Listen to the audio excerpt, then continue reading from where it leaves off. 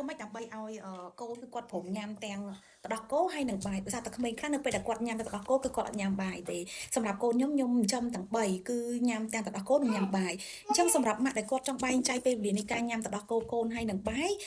យើងត្រូវកំណត់ពីដំបូងវាពិបាកបន្តិចប៉ុន្តែនៅពេលដែលយើងមានពេលវេលា schedule ច្បាស់លាស់ណានៅពេលដែលគាត់ដល់ម៉ោងញ៉ាំទឹកដោះគោគឺគាត់ញ៉ាំទឹកដោះគោហើយនៅពេលដែលគាត់ដល់ម៉ោងញ៉ាំបាយគឺគាត់ញ៉ាំបាយហើយកូនខ្ញុំភិកច្រើន3នាក់ហ្នឹងគឺម៉ាក់ខ្ញុំគាត់អ្នកមើលថែអញ្ចឹងចាប់ពី6ខែទៅគឺម៉ាក់ខ្ញុំគាត់ធ្វើបបរឲ្យញ៉ាំដល់ពេលអញ្ចឹងតើគាត់ចេះញ៉ាំបបរញ៉ាំអីពីប៉ុណ្ណឹងទៅស្អីក៏គាត់ញ៉ាំបានដែរគ្រាន់ថាពេលនៅតិចខែយើងរឺតឲ្យវាទុនឲ្យគាត់ញ៉ាំអញ្ចឹងម៉ាក់ខ្ញុំគឺគាត់ធ្វើរបៀបអញ្ចឹងកូនទាំង3តែដល់គោក៏អត់ចោលដែរហើយស្ទើរណាក៏ស្ពីបបរតាមដែរពីព្រោះគាត់ញ៉ាំឲ្យបានទៀងម៉ោងហើយបបរធ្វើឲ្យមានជាតិបាច់ដាក់ប៊ីចេងយកជាតិពីសាច់ហើយនិងបន្លែដើម្បីឲ្យគាត់ញ៉ាំទៅមានជាតិចង់ញ៉ាំដែលសំខាន់នោះគឺកូនខ្ញុំញ៉ាំទៀងពេលម៉ោងបបរ